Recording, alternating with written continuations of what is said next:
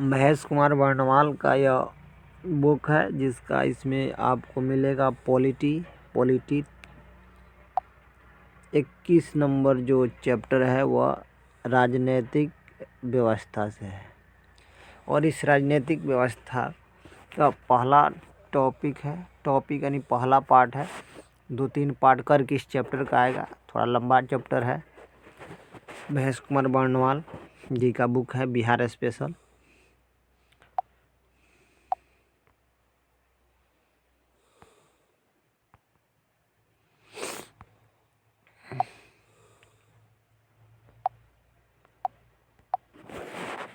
प्राचीन बिहार की राजनैतिक स्थिति। प्राचीन बिहार की राजनीतिक स्थिति।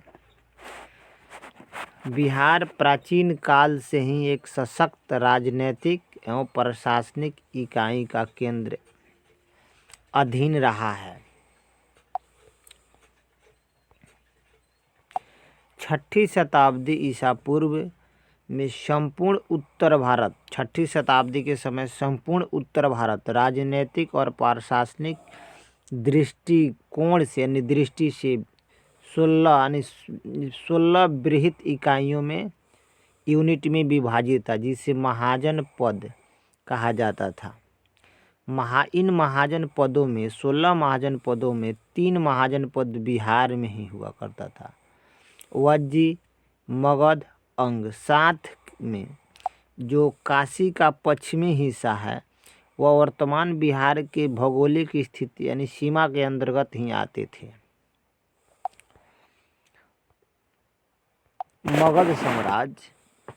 मगध साम्राज्य की स्थापना।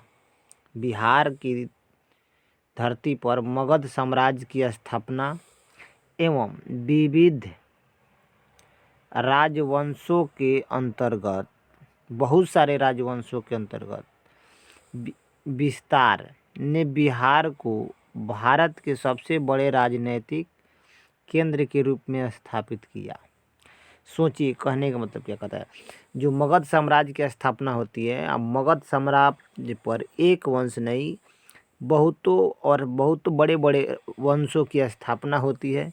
उस राजवंश के जो वंश थे वो बिहार की सीमा ही नहीं देश की सीमा में बहुत विस्तार किए और इस बिहार को राजनीतिक केंद्र के रूप में स्थापित किया। बात कर ले मध्यकाल में प्राचीन काल में तो हुआ। मध्यकाल में मुगल और शेरशाह सूरी दोनों ने भी बिहार को क्या बनाया। बिहार एक प्रमुख प्रशासनिक इकाई के रूप में उभरा, जिसे प्रांत का दर्जा मिला। कहने का मतलब मध्यकाल में भी, प्राचीन काल में तो समझ लिए, मध्यकाल में मुगलों और शेरशाह सूरी द्वारा बिहार को भी प्रशासनिक इकाई के रूप में बनाया गया और एक प्रांत के रूप में उभरा।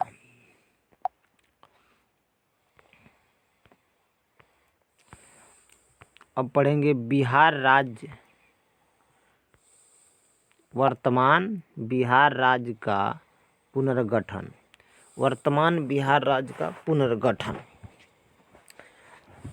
वर्तमान बिहार राज्य का पुनर्गठन। ब्रिटिश शासन। जब ब्रिटिश शासन था, अंग्रेजों का दौर था, तो 1912 ईस्वी में बंगाल जो है अभी बंगाल प्रेसिडेंसी जो उस समय था उसका एक भाग हुआ करता था बिहार। यानी ब्रिटिश शासन के दौरान 1912 ईस्वी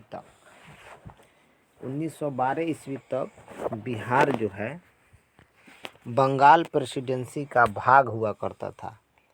22 मार्च 1912 को बिहार एवं उड़ीसा को मिलाकर एक अलग प्रांत बंगाल प्रेसिडेंसी से पृथक करके यानी अलग करके बिहार उड़ीसा प्रांत का गठन किया गया।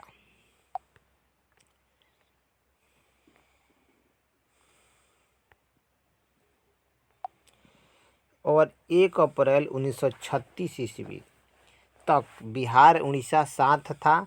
1 अप्रैल 1936 ईस्वी तक बनी रही, जब बिहार उड़ीसा को विभाजित करके 2 नए प्रांत बिहार एवं उड़ीसा का गठन कर दिया गया। 1947 जब देश आज़ाद हुआ 1947 में स्वतंत्रता प्राप्ति मिली, जब हमें आज़ादी मिली, उस समय बिहार को तत्कालीन भौगोलिक स्वरूप में ही भारतीय गणराज्य का एक दर्जा स्वीकार किया गया। और 1956 के, आपको तो याद होगा, भाषा के आधार पर बिहार का पुनर्गठन किया गया।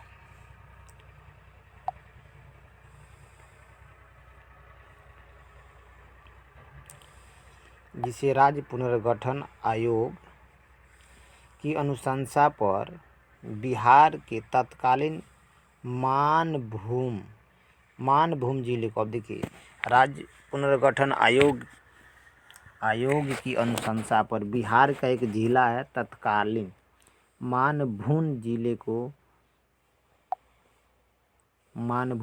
को क्या किया, बंगाली भाषी क्षेत्र यानी उसका नाम पुरुलिया को अलग करके बंगाल में मिला दिया गया। देखिए, इसका राज्य 1956 के राज्य पुनर्गठन आयोग के अनुशंसा पर बिहार के एक जो मानभूमि जिला है, उस क्षेत्र में बंगाली भाषा के लोग रहते थे, जिसके कारण उसको अलग करके फिर से बंगाल में मिला दिया गया, यानी बंगाल को दे दिया गया।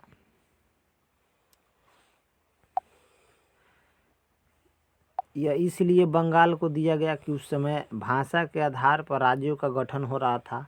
राज्य पुनर्गठन आयोग भाषा के आधार पर कर रहा था।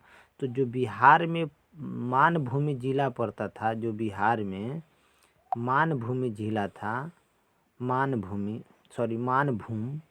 तो जो मानभूम जिला था, उस जिले में ज़्यादातर बंगाली भाषा के लोग रहते थे, निवासी थे, जिसके कारण उस क्षेत्र को बंगाल को दे दिया गया, बंगाल में मिला दिया गया।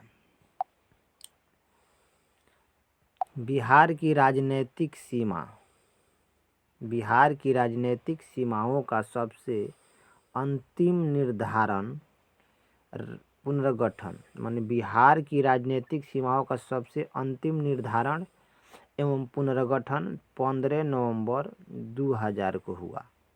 क्योंकि लास्ट बिहार से बटा झारखंड अलग हुआ लास्ट 15 नवंबर 2000 को, जब बिहार के जनजाति बहुल 18 दक्षिण जिले को अलग करके यानी पृथक करके झारखंड राज्य का निर्माण, एक नए राज्य का निर्माण किया गया।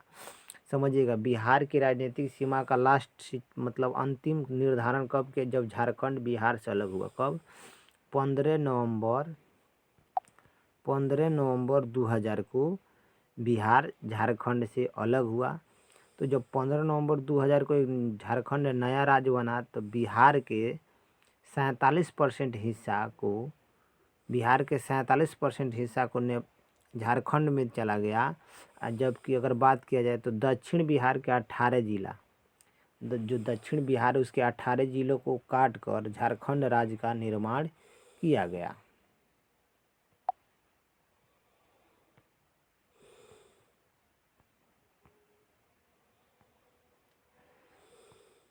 बिहार राज्य का निर्माण एवं पुनर्गठन, बिहार राज्य का निर्माण एवं उसका फिर से पुनर्गठन।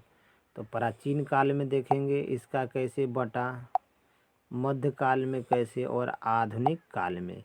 तो बिहार 3 बार टूटा। प्राचीन काल में बिहार कौन कौन मिलकर बिहार होता था, मध्यकाल में और आधुनिक काल में। तो हम पहले बात करेंगे बिहार राज्य का निर्माण और पुनर्गठन में प्राचीन काल में। तो आपको पता होगा कि प्राचीन काल में महाजन पद कितना, 16 था, और 16 महाजन पदों में 3 महाजन पद मिलकर बिहार का निर्माण होता था। वो मगध, वज्जी, अंग है, यानी मगध, वज्जी, अंग 3 भी जो महाजन पद था, इसको मिलाकर बिहार का निर्माण होता था प्राचीन काल में। मध्यकाल में इसे प्रांत के रूप में दर्जा मिल गया। मध्यकाल में मुगलों और शेर शाह सूरी ने इसे प्रशासनिक इकाई के रूप में बनाया और प्राचीन काल में केंद्रीय राजनीतिक जो राजनीति का केंद्र बिंदु होता था वह प्राचीन काल में बिहार में होता था, मगर मध्य काल में इसको सिर्फ प्रांत का दर्जा मिला और इसे प्रशासनिक इकाई के रूप में मुगलों और शेरशाह सूरी ने बनाया था। अब मध्यकाल की बात करें तो मध्यकाल में पहला बंटवारा 1912 में हुआ, बंगाल से अलग हुआ। तो उस समय जब 1912 में बंगाल प्रेसिडेंसी से अलग हुआ, बिहार उसके अधीन था, तो उड़ीसा और बिहार एक तब उस समय एक था। फिर 22 मार्च, सबसे पहले 1912 वर्ष 1912 तक तो बिहार बंगाल प्रेसिडेंसी के अंतर्गत ही था, अधीन का मतलब उसके अंदर था। मगर 22 मार्च 1912 को उड़ीसा और बिहार और उड़ीसा प्रांत के रूप में गठन किया गया। बिहार और उड़ीसा प्रांत के रूप में गठन किया गया। बिहार और उड़ीसा प्रांत के रूप में इसको गठन किया गया।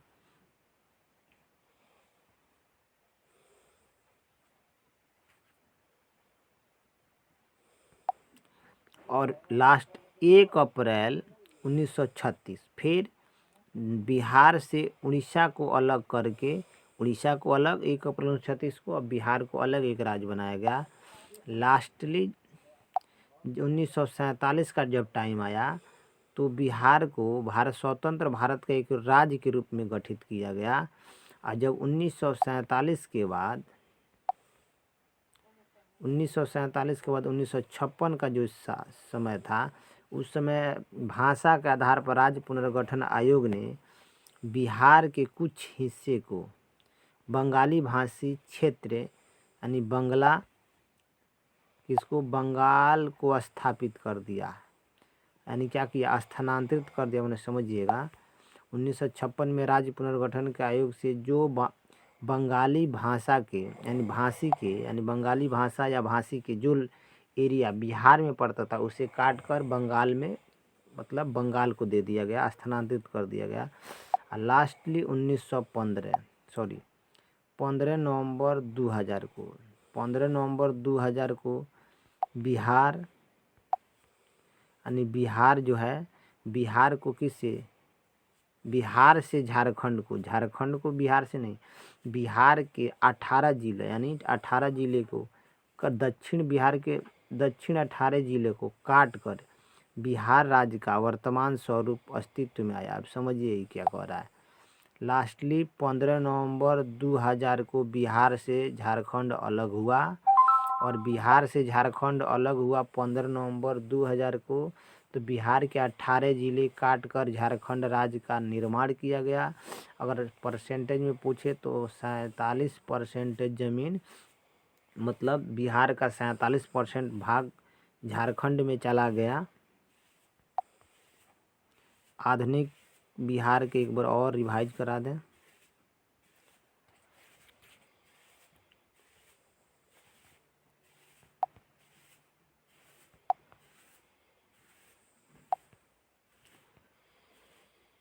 देखिए, आधुनिक काल जब मॉडर्न टाइम था, अंग्रेजों का समय था, आधुनिक काल तो वर्ष 1912 तक बिहार बंगाल प्रेसिडेंसी यानी बंगाल के अधीन था, बंगाल का हिस्सा था। मगर 22 मार्च 1912 को बिहार और उड़ीसा को बंगाल से अलग कर दिया गया। फिर 1 अप्रैल 1936 को 1 अप्रैल 1936 को बिहार से उड़ीसा को अलग कर दिया गया।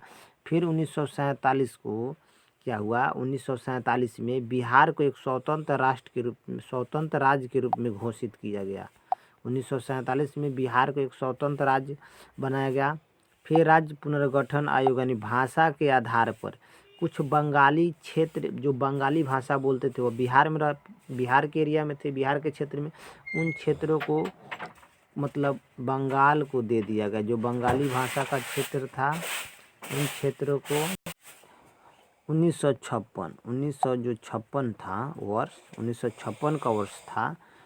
बिहार के कुछ हिस्से में जो पूरब में है बिहार के, उस समय उस क्षेत्र में बंगाली भाषा क्षेत्र पड़ता था, यानी बंगाली भाषी क्षेत्र को बंगाल को स्थानांतरित कर दिया गया, यानी बंगाल को दे दिया गया। 100 बात की जो बंगाली भाषा जब 1956 में राज्य पुनर्गठन आयोग भाषा के आधार पर बना था, तो भाषा के आधार पर बना था, तो जिस बिहार के उस क्षेत्र में बंगाली भाषा के लोग रहते थे, तो इसलिए उस एरिया को बंगाल को दे दिया गया। और 15 नवंबर 2000 को फिर से बिहार को 2 टुकड़े हुए, जिससे झारखंड राज्य अस्तित्व में आया।